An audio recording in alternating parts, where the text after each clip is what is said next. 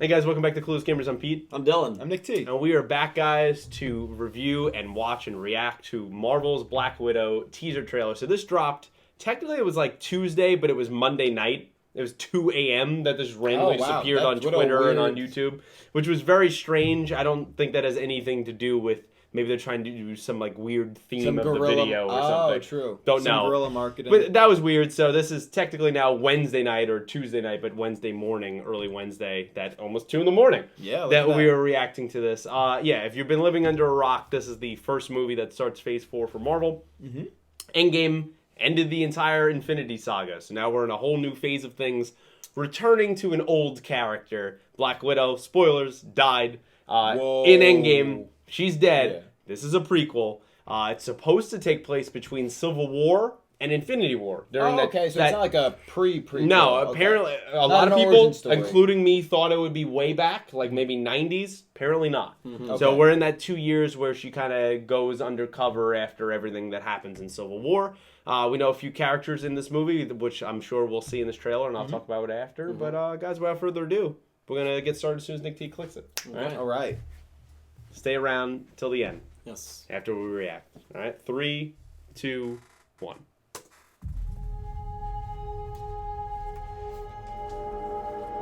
I used to have nothing.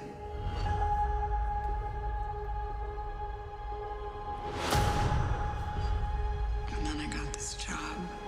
I've seen This family. some flashes of some familiar faces. But nothing lasts forever.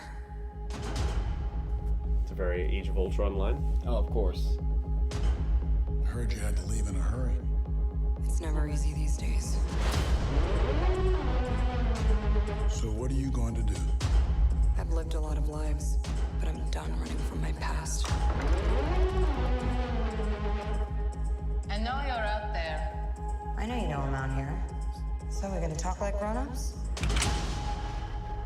Is that what we are?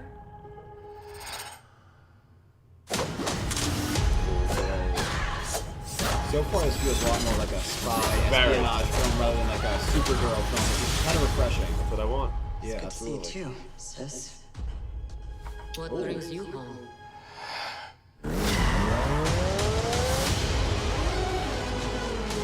We have unfinished business. We have to go back to where it all started. Oh, I love that. Wow. One thing's for sure. It's gonna be a hell of a reunion.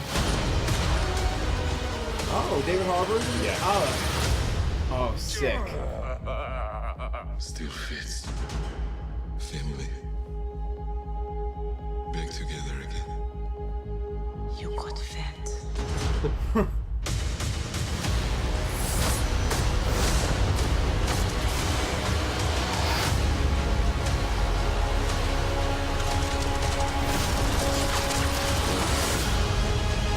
Okay, I love that. alright. That was great. So simple, Yeah. And then Okay, May May 2020. Not bad. You're also going to have to get up to make sure our videos don't yeah. play after it. But yeah, that was definitely kind of the tone I thought it was going to be. Mm-hmm. I thought it was going to be very gritty, very spy thriller. Doesn't feel more like a superhero movie. Of course, there'll be fantastic scenes going on. Of course, her jumping from impossible heights, I'm sure. Exactly, but I felt like it would be a little more grounded. More James Bond or Mission Impossible. Yeah. Oh, something along those lines of more than Avengers or something like that. Right. But yeah, I love that. Obviously, Scarlett Johansson coming back there to fill in that gap. We get David Harbour there. Yeah, to my playing love. Red Guardian, so we get some good shots of him. If you don't know, I mean, Red Guardian, just on a quick synopsis, is basically the Soviet Union's version of Captain America. Oh, cool. I kind of got that vibe from guy? See, the history of it is that Red Guardian fought with Captain America and everything during World War II, and then was more on the Soviet side during the Cold War, and then seems to be back on her side in this whole family aspect that they're talking about. Okay, so he's a good guy for all intents and purposes. Yeah, in this and then movie. I forget the character's name in the comics, but when she says sister there, they grew up in the same program of the Black Widow program, the whole Red Room of being trained as an assassin since you were a child. You know, the Red Room is obviously where they made her infertile and all that stuff. Right. So very interesting to see that, and we get live action shots for the first time. The villain of this movie that he was fighting, the one with the bow and arrow, and then David Harbour was fighting there a little bit, is Taskmaster. Taskmaster, interesting villain in the comics, has been through many people's comic book lines, but basically Taskmaster is an expert hand-to-hand combat fighter, but his main thing is he can copy whatever you're doing, and then he can also do it. Okay. Whoa. So that's dangerous. So that's kind of what he learns, not on like a Thor level kind of thing, Right. but like for someone to Anything go down human. to Black Widow's Yeah. character, like, so I think a lot of people I saw, I didn't see any spoilers for the trailer, but one person posted a screenshot of what he looked like with the bow and arrow, so a lot of people are making Hawkeye jokes. Of course, that was yeah. going in there, but a lot of great shots in there. I Yeah. mean, Dill, It what'd you looks think? great. Yeah, I liked it a lot. When I think about like Black Widow, I don't think Thor, Iron Man, Captain America in terms of having that amount of like power and strength. So whatever she's doing in this movie, she can't go up against, I feel like, a crazy strong villain. Yeah, she's not going against Thanos by Yeah, nothing herself. on a Exactly. cosmic Yeah. scale. Yeah, that's a good way to put it. So, for that to work, it has to be kind of more of a downscale than what we've seen recently with Marvel. Yeah. But based on that Mission Impossible, James Bond got that vibe completely. And yeah, it looked cool. And the thing that I do like about a movie like this, well, I don't like prequels. That's just a personal thing of mine. Especially because, we know she You know dies. she's gonna die. Right. Yeah. But what I kind of like about that is like her sister, Red Guardian, as you just mentioned, who I didn't even know existed until you just told me, as a very... A lot of people don't know. Yeah, Yeah, very, I very didn't know. on and off, fan. Not on and off fan, but a very More- casual. Yeah, casual. That's More, the word. more movie side. Yes. Yeah. Everyone that's like connected with her, they can kill off in a movie like this, which can. is something that you can't say necessarily about a lot of prequels because They have to be in other movies. Yeah, they're Yes. going to be in future movies, so they are in future movies. But with this, we They don't can know be any all- of these characters, and we know that she dies, so they can do like whatever they want. In this We movie. know she won't die in this movie, Oh, but we know obviously. where obviously she right. goes. And so like her family can die, for instance, Right. in this movie to create some really impactful and good scenes. Mm-hmm. So that thought kind of excites me. I definitely agree with that. And you know what? That could feed into, even though it's a prequel, Endgame, right? Yeah. Because one of the reasons why she wants to die is she has nothing, right? And it's Right. Hawkeye that if this works, your family comes back, you need to be there, right? Right. If most of the people she considers family die, it That's gives it. her even more reason that there was no one when she made that decision in Endgame She to doesn't go need to back live, to. yeah. Everyone is gone. Right, because you figure she had Red Guardian, she had the person she calls Right. sister. She may have something to live for, something to continue fighting Right. for, but They That could be might- gone. they I could mean, be gone. I mean, who knows there? And then on top of that, she did it also to save her best friend in Hawkeye and his family, and her new family in the Avengers. Right. Though where half of them were gone, right? She's making that sacrifice. So I think it could feed more into that as Absolutely. opposed to hinder it. sure, no, I definitely agree. Nixie, what'd you think of this trailer? I sort of share a lot of the same sentiments you guys had. I'm definitely happy that they focus more of on a spy espionage Yes. angle rather than this huge global, danger to everyone. I like the inclusion of characters. I love David Harbour. Yes. I can see him in anything. He's great. Well, I think it looks really cool. It makes me a little bit nervous because obviously over the top action is just what Marvel does. Right. But some of the scenes look like they could err on this. Like sort when of, she was the going down cheesy in the sky. side, almost like Fast and Furious level, where it's gotten Yeah. so over the top that's almost laughable. I don't want to see it get that far, which I'm hesitant, but I hope they don't do that. I'm hoping it stays grounded. I think that fight scene Grounded that she is a had word- a there, good word. That's what I That want. looked great. I want More- that grounded, gritty fight scene. I love when they both switch the guns of each other, like they stole each other's gun, like they're Right. so Yeah. programmed to make those same moves. right split-second decisions and just Yeah, I love that. I think it's going to be a whole film of a very spy film of who do you trust, right? Right. I don't think it's necessarily going to be cut and dry of here's our whole family, they're against Taskmaster. no. I think that one sister could. Exactly. There could be someone playing both sides. Black Widow has done that a million times, right? Right. They always say, Tony would be like, oh, I lost track, or what are you, a double or triple agent at this point? Right. Do you even know whose side you're on? Yeah. I think they could play into that fact. I like how she's saying that, oh, hey, we have unfinished business. Right. Hey, in those 2 years that everything happened, what has been lingering from her past, right? We hear the whole, she has red in her ledger, right? She has to wipe it out. She's been saying that since the first Yep. Avengers movie in 2012. What happened? Maybe we'll get pieces of that. Yeah. We get flashbacks of the flashbacks that we've seen in the older movies, particularly Age of Ultron. Right. Of her training, her doing the ballerina stuff, trying to Right. kill people, all that stuff. They're doubling down on that. Doubling down on the quotes and even saying in here, nothing lasts forever, which is what she said in Age of Ultron as Yeah. well.